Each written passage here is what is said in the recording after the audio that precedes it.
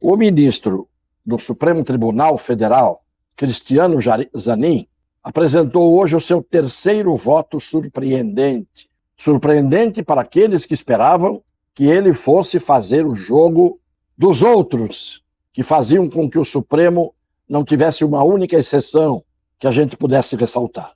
De repente surge o advogado do presidente, e ele vai, e em pouco mais de um mês, dá 3 votos que surpreendem, e surpreendem positivamente para quem acredita nos homens de bem e no direito, e surpreendem negativamente para aqueles que queriam que ele fosse ali mais uma estúpida cobra mandada.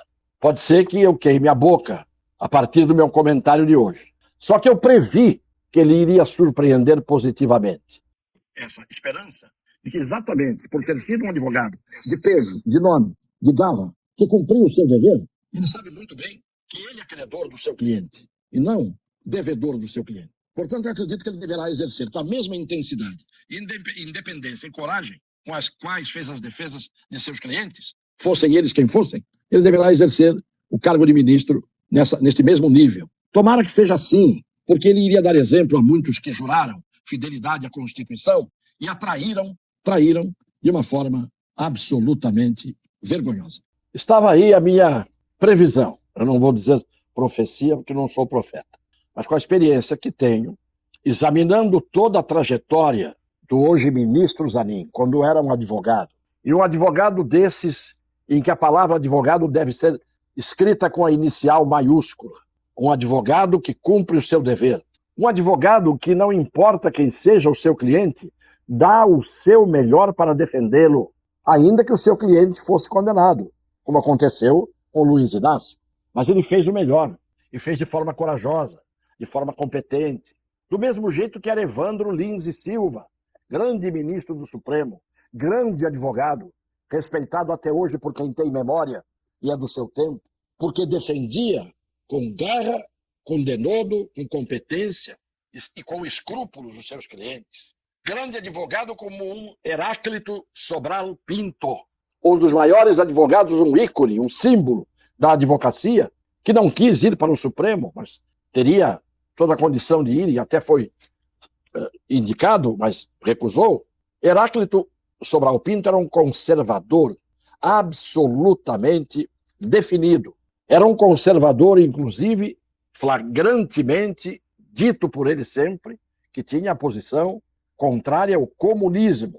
No entanto, foi ele que fez a defesa do líder comunista do Brasil, maior em todos os tempos, Luiz Carlos Prestes, e fez sem ganhar honorários. Então há advogados que honram a sua profissão. Portanto, quando eu vi Cristiano Zanin advogando, no caso do Luiz Inácio da Silva, e ele advogou como pôde, fazendo o que tinha que fazer, embora não tenha tido êxito, porque quem absolveu Luiz Inácio da Silva não foi Cristiano Zanin, ele defendeu. Todos têm direito à defesa. Quem absolveu foi o Supremo Tribunal Federal, sob a liderança de Fachin. Então, por que eu estou falando do Zanin hoje?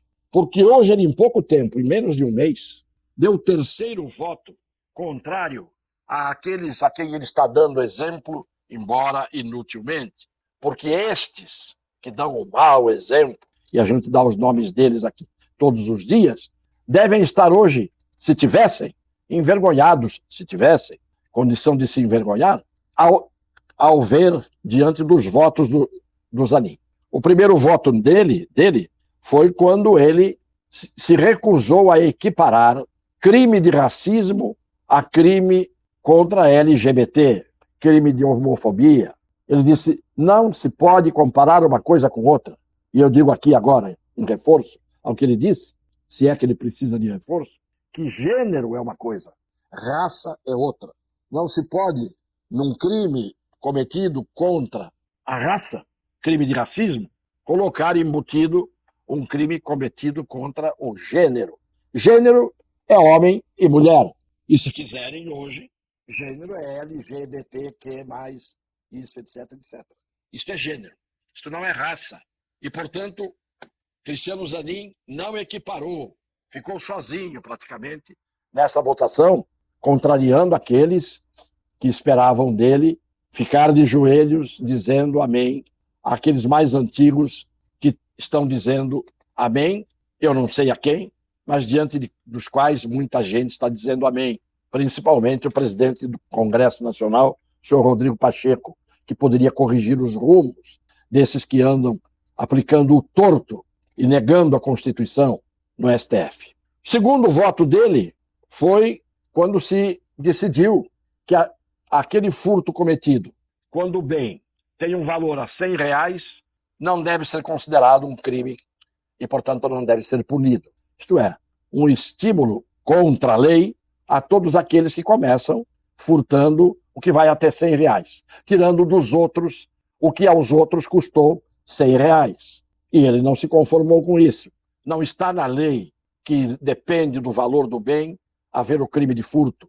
E ele é um legalista, tem se mostrado defensor da lei e da Constituição.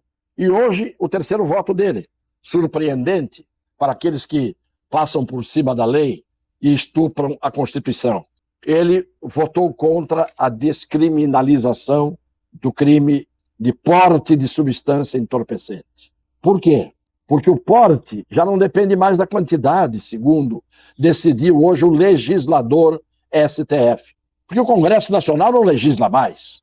Cabeça baixa, espinha de borracha, curvada. O Congresso não decide.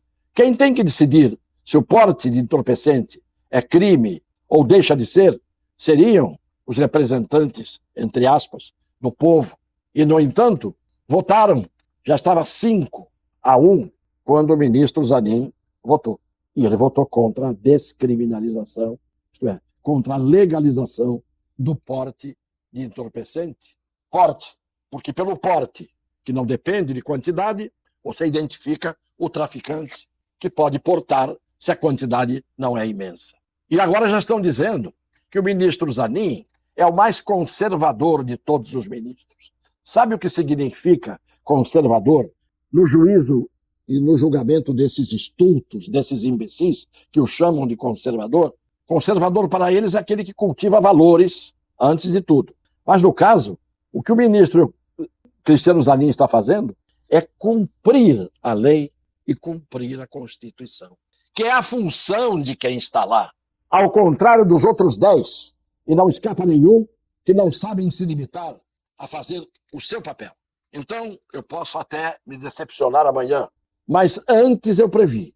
E agora estou vendo que previ corretamente. Parabéns ao ex-advogado, com A maiúsculo, não como aqueles advogados que compõem o Conselho Federal da OAB, silenciosa e acovardada. Este é um advogado que, levado à função de ser juiz do Tribunal Maior do Brasil, está cumprindo o seu dever e o seu juramento de defender a Constituição e cumprir as leis do país e aplicá-las.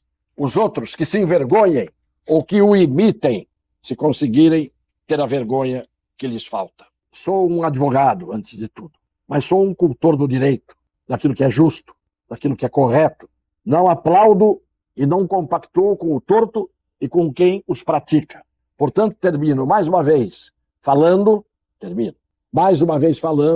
da pessoa que hoje tem que ser respeitada como exceção do Supremo Tribunal Federal, que é o senhor Cristiano Zanin, que até que me decepcione, e eu acho que não vai acontecer isso, está mostrando que eu tinha razão quando elogiei a sua indicação para o Supremo Tribunal Federal, porque eu observei a sua trajetória de vida e a maneira como ele encarou a profissão e a exerceu com dignidade no momento em que fez a defesa de alguém que depois se foi absolvido, não foi absolvido, mas se foi liberado, não foi por ele, foi por aqueles que não cumpriram a Constituição, as leis, e nós sabemos muito bem quem são eles. Um beijo no coração das pessoas de boa fé.